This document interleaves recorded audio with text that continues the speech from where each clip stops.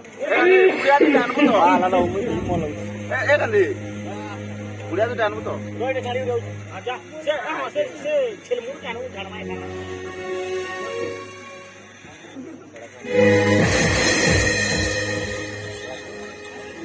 अरे जीवन किए बहुते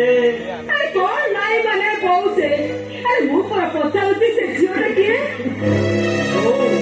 से तो थाना बहु लोकी हाँ ମୁଁ ବାହା ହେଇପାରିଛି କ୍ଷମା କରିଦେବ ବାପା କ୍ଷମା କରିଦେବ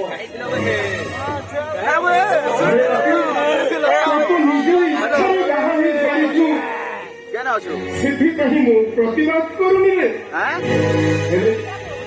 ହେଲେ ଝିଅଟି କିଏ भागु ତା ପରିଚୟ କଣ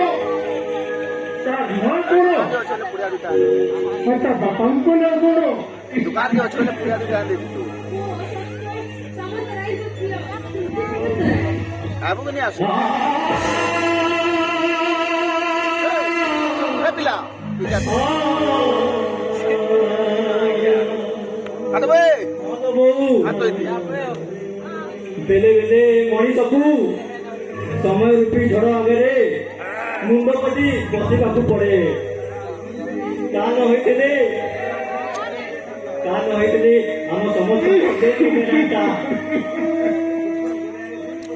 ଦୁଃଖର ଦରିଆରେ ଦୁଇଟି ପରିବାରର ପ୍ରଦରଣାଟା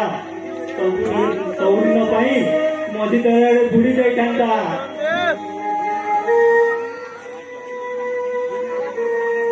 ଦୁନିଆର ସବୁ ଲୋକମାନେ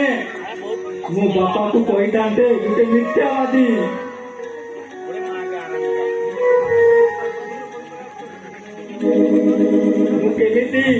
ମୁଁ କେମିତି ସହିଥାନ୍ତି ଲୋ ବୋଉ ମୁଁ କେମିତି ସହିଥାନ୍ତି ହଁ ହଁ ହଁ ତୁ ଭୁଲ କରିଛୁ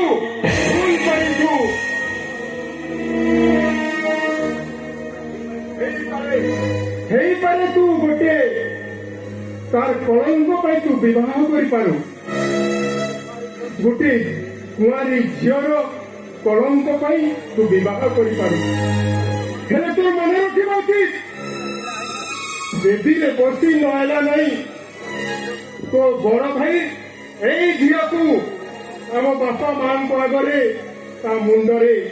ଦେବୀଙ୍କ ଆଗରେ ତା ମୁଣ୍ଡରେ ସିନ୍ଦୁର ଦେଇଥିଲା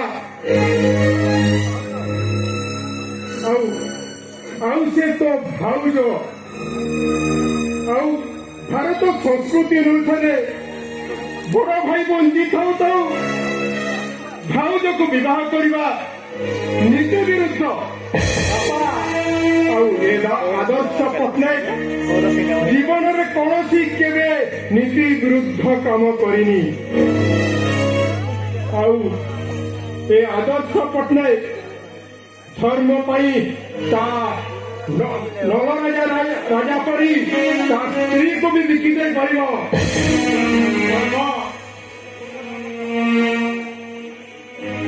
ଧର୍ମ କଥା କହୁଛନ୍ତି ବାପା ପ୍ରତିଶ୍ରୁତି ସମ୍ପନ୍ନ ହୋଇ ଦେବୀଙ୍କ ପିଠିରେ ସ୍ମୃତି ସହିତ ବାହା କରିଦେବା ଧର୍ମ ନା ପ୍ରତିଶ୍ରୁତି ଦେଇ ପରିସ୍ଥିତିର ସାମ୍ନା ନ କରି ଚୁପ୍ ହୋଇ ବସିବା ଧର୍ମ ତମେ କହ ବାପା